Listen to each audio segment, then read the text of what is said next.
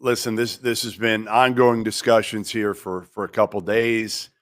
Uh, Obviously, Mike Woodson and Indiana have not been playing well of late. They've lost 6 of 7. He's in year 4. Didn't make the tournament last year. They're on the outside looking in right now, and Scott Dolson, the administration, trying to figure out really how to do this the right way. Mike Woodson is, an Indiana alum, Bob Knight player, had a storied career there. And now it's just a matter of kind of figuring out what's going to happen next with the departure. Will he finish out the season? That is the plan for right now. But again, could things change? Absolutely. They play Michigan Saturday. We'll see if there's some sort of announcement tomorrow. I would expect there to be something. But again, did Mike Woodson really want this? No. But again, I think it was something that was brought to him, and they're trying to figure out, again, a way to treat him with dignity and call it a retirement because I think he's earned that. I've been hard on him because, honestly, I never thought he should have been hired in the first place.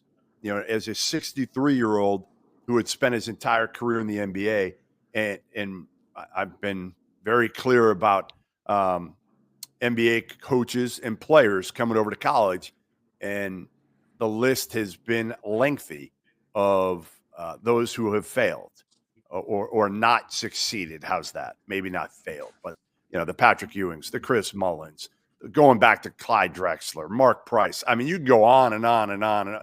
Juwan Howard, who started off well, and now Mike Woodson will join that list. But again, the question now is, does he finish out the season? But this will be it for Mike Woodson in Bloomington, and Scott Dolson will get a little bit of a head start now on being able to kind of cross off some names on his list and try to figure out who he's targeting to replace Woodson. We'll come back to you. You get comfortable on that couch because we're going to talk about the future. I'm gonna ask the rest of the panel though, starting with you, Kevin. I don't know how high hopes were when he got the job.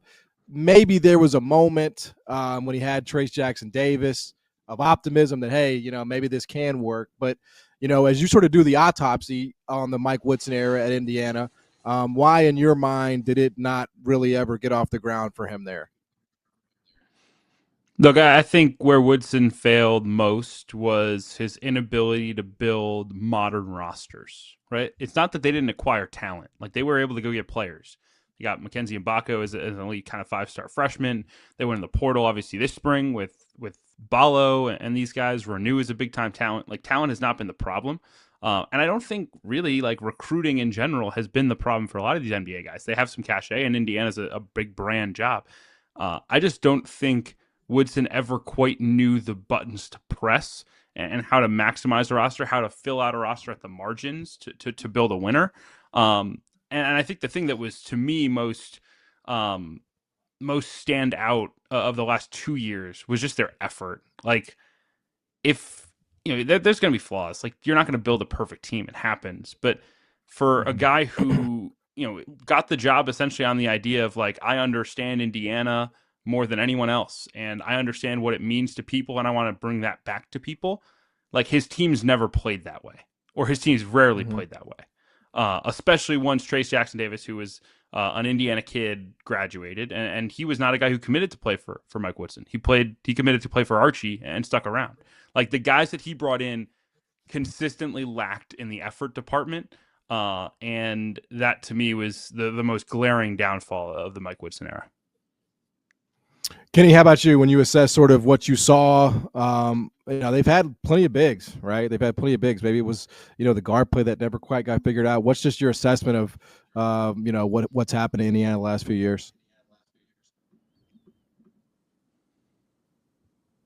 We got him muted. Oh boy, am I back? Yeah, you're back. Sorry. So I think you hit it right on the head with not being able to fill out a roster with guys that are really wanting to play hard. But I think at the same point, we have the blueprint of Kentucky and Louisville bringing in these super high energy coaches that are able to really flourish in the NIL era. And I don't think that that's something that he was really able to tap into. And with the Indiana fan base, that's something that they're going to need. But I just feel like these programs that are kind of like, looking at the days past, trying to get back to where they were, when you bring in these coaches that maybe, I'm not going to say don't have a lot of energy, but, just like kind of coaching in the old style. I think that it's just much more difficult now because there's a lot of pressure on you up front to do really well. And then at the slightest sign of trouble, that all that rope keeps getting pulled back in. And then all of a sudden, it's like, boom, he's looking to retire or get fired or whatever it is. So I think that that's just kind of a synopsis of how it went. All right. So we got to turn the page. John, can I just add to that? They both made great points. Sweeney with roster construction, Kenny with a lack of energy. And I'll add to it. I mean, again, those points are absolutely valid. And I think the other part from my sources behind closed doors, like he wasn't a killer worker.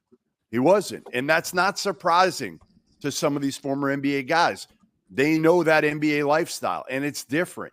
And Sweeney's right. In this new age, realistically, you don't have to work as hard in recruiting as you used to. You have a window that you're going on Zoom calls. And really the first question is, how much money are we talking about? And he got players. I mean, they had more than $5 million in NIL this year, more than $5 million for a guy that was already in the hot seat. And Scott Dolson had to come out publicly and say, we're giving him another year. We stand behind him. He still got more than $5 million because he had some old school guys here that really protected him and wanted him to succeed. So he was given every opportunity here. And again, the roster construction, playing two bigs at once, Renew and Ballo made no sense. He brought in a bunch of guys that all I heard about before the season, oh yeah, Miles Rice, great shooter. No, he's an okay shooter. Galloway had a career year shooting, not a great shooter. Like, no, he was playing 1980s NBA basketball in 2024 college. It doesn't work.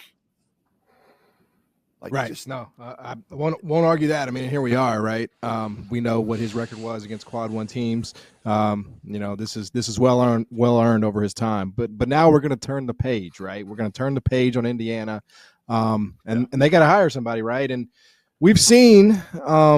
I'm not saying it necessarily applies to this job, but we've seen sometimes when it comes to the big brands, they can have difficulty, right? Sometimes it almost kind of works to the inverse. Like, oh, I don't want that job. That job is batshit crazy. I don't want that one. I'm not saying that's going to apply to Indiana because they have $5 million in NIL, so that helps a lot. So in terms of what those candidates could look like, can you share with us, Jeff, any potential candidates, guys you would look at? Where are we? First, let's say this. Let's talk about the job a little bit, the job itself. Mm-hmm. And you don't, like a year ago, Kentucky, nobody wanted to follow John Calipari, right? You just don't. You don't want to follow John Calipari. So you want to follow Mike Woodson, huh? You want to follow Mike Woodson. Correct. Nobody's scared of following the end of the Tom Crean era, Archie Miller era, or Mike Woodson era. So it is the time. The other thing is the Big Ten and the money. That's where you want to be right now. That is the league where you want to be right now because the TV money, you don't really want to be in the SEC because it's a killer league right now. I was going to call it a buzzsaw, but I got to keep that name for Buzz Williams, so I can't call it a buzzsaw. But the Big Ten is a league that right now you look at and you say, like, well, it's really good, but there's no dominant team right now. And they've got all this TV money. So Indiana is a good job. Is it an elite top 5 job? No, but it's somewhere in that probably 10 to 15 range because the fans, it's a huge home court advantage at Assembly Hall. All right.